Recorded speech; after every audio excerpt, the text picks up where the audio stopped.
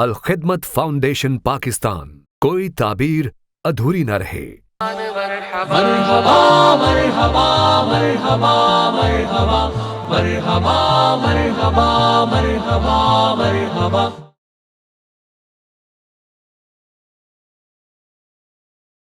محترم ناظرین،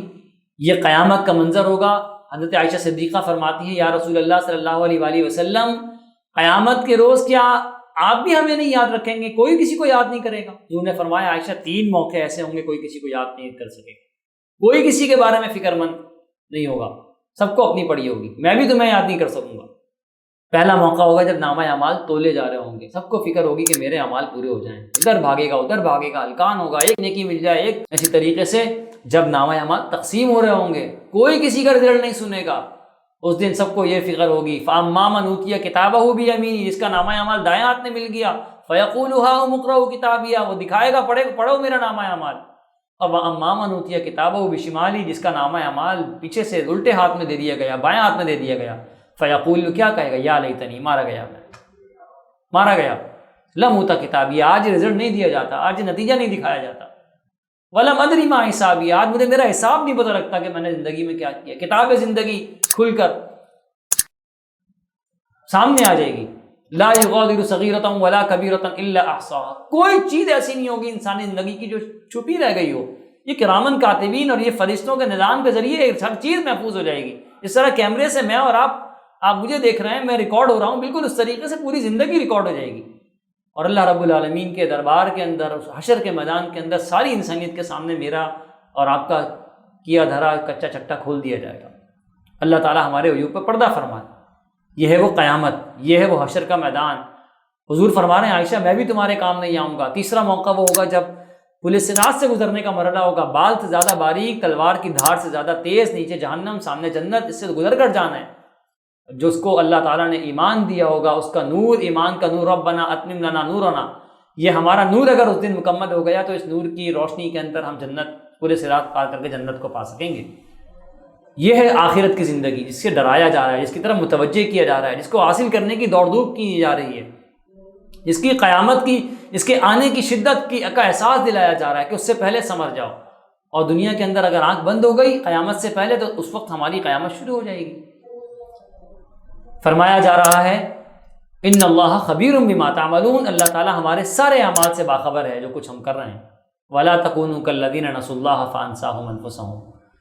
فرمایا کہ ان لوگوں کی طرح نہ ہو جاؤ جنہوں نے اللہ کو بلا دیا، اللہ تعالیٰ نے ان کی اپنے ذات انہیں بلا دی۔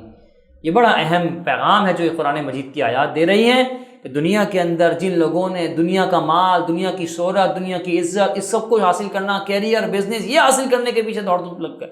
اسی دوڑ دھوپ میں کھپ گئے، دین کو ایک طرف چھوڑ دیا۔ عقل اللہ کی استعمال کرتے ہیں، ہاتھ اللہ کا استعمال کرتے ہیں، ٹانگیں اللہ کے استعمال کرتے ہیں، چلتے اس سے اللہ کے دیوی ٹانگوں سے ہیں، کھاتے اللہ کے دیے ہوئے منہ سے ہیں، ہضم اسی کے نظام سے کرتے ہیں، ساری صلاحیتیں سب کچھ اللہ کا لے کر بیٹھے ہیں اور اللہ کے خلاف زندگی گزر رہی ہے، اس کی مرضی کے مطابق ہی زندگی نہیں گزر رہی، کسی اور کو خوش کرنے میں، کسی اور کو راضی کرنے میں لگے ہوئے، جیے اور مردہ آباد اور زندہ آباد کے نعرے کسی اور کے لیے لگ رہے ہیں،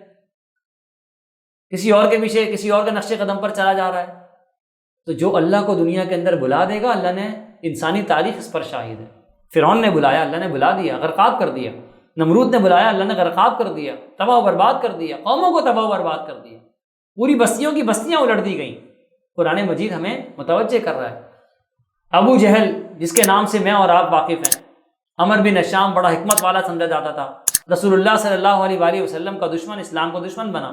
وہ ابو الحکم، جو ابو الحکم مشہور تھا، حکمت والا مشہور تھا، ابو جہل جاہلوں کا باپ بن گیا۔ آج کوئی تاریخ کے اندر اپنا نام ابو جہل نہیں رکھنا چاہتا، آج کوئی اپنا نام تاریخ کے اندر ایسا نہیں اپنے بچوں کا نام نمرود کے نام سے منسوب کرے، فرعون کے نام سے منسوب، اللہ نے بلا دیا ان کی ذاتوں کو۔ ہاں، آج وہ سیاہ فام، موٹے ہونٹ والا، دبلا پتلا، سیاہ، جو بظاہر صورت جو انسانی معیارات ہیں ہماری زندگی کے، اس پہ کوئی پورا نہیں اترتا، خاندانی بیک گراؤنڈ بھی کوئی نہیں، وہ بلال حبشی رضی اللہ تعالیٰ عنہ، جو عہد کہہ کر اسلام کی نے ساری مشکلات برداشت کی، اسلام قبول کیا، اسلام کے راستے پر جم گئے، رسول اللہ صلی اللہ علیہ وسلم کے غلام بن گئے، غلامان رسول میں شامل ہو گئے۔ آج ان کے نام پر مسجدیں موجود ہیں، بچوں کے نام موجود ہیں، بڑی بڑی شخصیات اپنے نام کو ان کے ساتھ وابستہ کرنا چاہتی ہیں۔ تو نام تو ان کا زندہ ہوگا جو اللہ کو یاد رکھیں گے۔ یہی ہمارے لیے پیغام ہے کہ دنیا کے اندر یاد وہی کیے جاتے ہیں، تذکرہ تاریخ میں ان کا کیا جاتا ہے، نصیحت ان سے لی جاتی ہے، زندگی کے اسباق ان کے پڑھائے جاتے ہیں، ان کی زندگیاں اسلام کے مطابق گزری ہوتی ہیں، اللہ کی مرضی کے مطابق گزری ہوتی ہیں، دین کی جدوجہد و غلبے کے لیے گزری ہوتی ہیں۔ اولئک هم الفاسقون، جو بلا دیے گئے وہ فاسق ہیں، ان کا نقش قدم، ان کے راستے پر چلنا بالکل تمہارے لیے قابل قبول نہیں ہے، ممکن نہیں ہونا چاہیے۔ اور ولا تکونوا کالذین نسوا اللہ فانساهم انفسهم اولئک هم الفاسقون لا یستوی اصحاب النار و اصحاب الجنہ، ایسا نہیں ہو سکتا کہ اصحاب جنت اور اصحاب جہنم برابر کر دیے جائیں۔ جنت والے اعمال دنیا کے اندر ہوں گے تو جنت ملے گی، اے پیکر گل کوشش پہ ہم کی جزا دے گی، جنت تیری پناہ ہے تیرے خون جگر میں، یہ تو خون جگر جلانا ہوگا، سعی و جہد کرنی ہوگی، وَأَلَّيْسَ لِلْإِنسَانِ إِلَّا مَا سَعَىٰ، جو کچھ میں کروں گا اسی کا صلہ پاؤں گا دنیا کے مقابلے میں آخرت میں۔ جو دنیا کے اندر بوؤں گا، اس کھیتی کے اندر حضور نے فرمایا دنیا مزرعۃ الآخرہ، آخرت کی کھیتی ہے، جو یہاں بوؤں گا وہ آخرت کے اندر کاٹوں گا۔ تو میں جنت والے اعمال کروں گا تو جنت میں پاس جا سکوں گا، جہنم والوں کو اپنا رول ماڈل بناؤں گا، جنت کے مقابلے میں جہنم کے راستے پر چلنے والے، بربادی کے راستے پر چلنے والے، آگ کی طرف بڑھنے والوں کے راستے پر اگر چلتا جاؤں گا تو میں کس طریقے سے نجات حاصل کر سکتا ہوں۔ رسول اللہ صلی اللہ علیہ وآلہ وسلم کی یہ کیفیت تھی، آپ کے اوپر یہ کیفیت طاری تھی، آپ کی فکر یہی تھی۔ آپ نے خود مثال دے کر فرمایا میری مثال اس شخص کسی ہے، آگ کا علاوہ جس نے روشن کیا پروانے، اس کو آگ روشنی سمجھ کے اس پہ گرے پڑ رہا ہے، میں اس کو بچا رہا ہوں۔ حضور فرماتے ہیں میری مثال اسی شخص کسی ہے کہ انسانیت اس چکا چوند کو، اس گلیمر کی دنیا کو، اس روشنیوں کی دنیا کو چمک، یہ اقبال نے فرمایا نا، نظر کو خیرہ کرتی ہے چمک تہذیب حاضر کی، یہ صناعی مگر جھوٹے نگوں کی رضا کاری ہے۔ یہ جو چکا چوند ہے، جو صناعی ہے، جو بناوٹ ہے،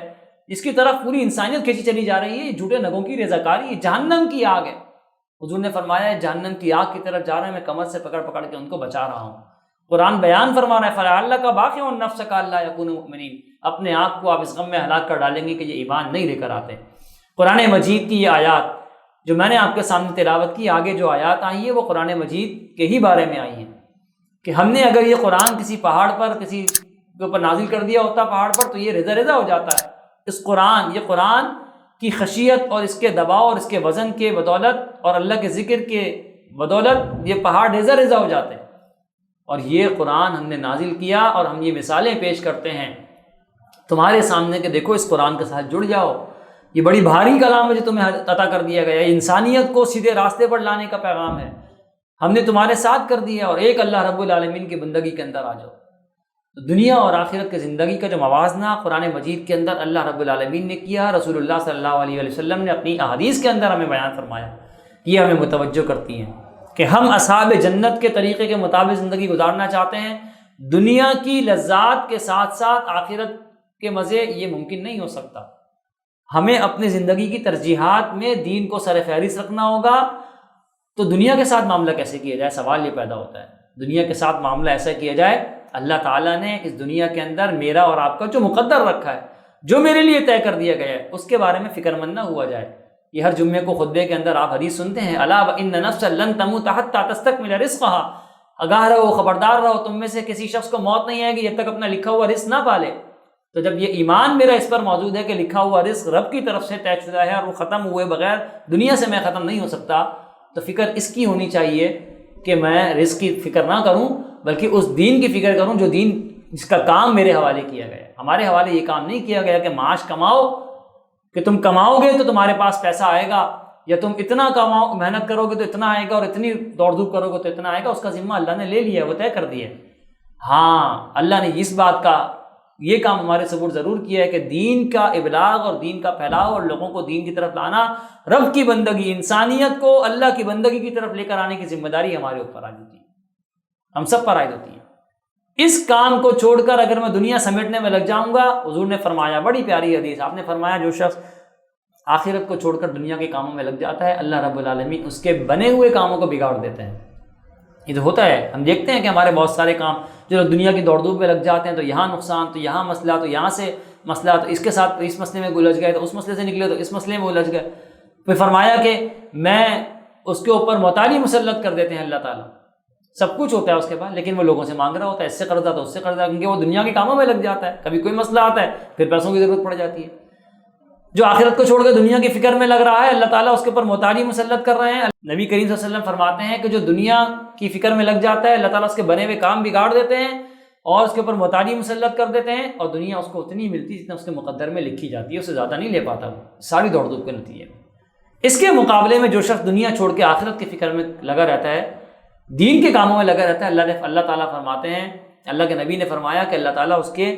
بگڑے ہوئے کاموں کو بنانا شروع کر دیتے ہیں، سارے کام اس کے بننا شروع ہو جاتے ہیں۔ اللہ تعالیٰ اس کے دل کو غنی کر دیتے ہیں، مال و اسباب نہیں ہوتا لیکن وہ لوگوں کی ضروریات پوری کرنے والا ہوتا ہے، لوگ اس سے خیر لے کے جاتے ہیں، نفع لے کر جا رہے ہوتے ہیں، فائدہ اس کو مل رہا ہوتا ہے، بہت مال و اسباب نہیں ہوتا لیکن پھر بھی اس سے فائدہ ہو رہا ہوتا ہے، اور اسباب ہوتا ہے تو وہ بھی قربان کرتا ہے اللہ کے راستے میں۔ اور آخری بات یہ کہ دنیا اس کے پیچھے آتی ہے مگر نہ کرگڑتی بھی آتی ہے۔ یہ ہے دنیا اور آخرت کا موازنہ۔ اور میرے محترم ناظرین، ہم نے اس دنیا کے اندر بطور مسلمان اللہ کے پاس سے یہاں آنے سے پہلے ایک ایگریمنٹ سائن کیا جس کا ذکر اللہ نے قرآن میں کیا، ان اللہ اشتری من المؤمنین انفسهم واموالهم بان لهم الجنہ۔ ہم نے اپنی جان اور مال کے بدلے جنت کا اللہ سے سودا کیا تھا اس دنیا میں آنے سے پہلے۔ تو معاملہ یہی ہے کہ اس دنیا کے اندر اسی جان اور اسی مال کو اس کے راستے میں کھپانا ہے تاکہ آخرت کے اندر وہ جنت جس کا ہم نے ایگریمنٹ کیا ہے، سودا کیا، جو ہمیں ملنی ہے وہ ہمیں حاصل ہو جائے۔ اللہ رب العالمین سے دعا ہے اللہ تعالی ہمیں جنت کا حقدار بنائے، جہنم کے عذاب اور اس کی ہولناکیوں سے اللہ تعالی ہماری حفاظت فرمائے، اللہ تعالی ہماری دنیا کے اندر سعادت کی زندگی ہمیں عطا فرمائے، اور آخرت کے اندر ہمیں جنت کا اصول اور اپنی رضا حاصل کرنا اور اس کی تمنا کرنے کی اللہ تعالی ہمیں توفیق عطا فرمائے۔ وآخر دعوانا الحمدللہ رب العالمین۔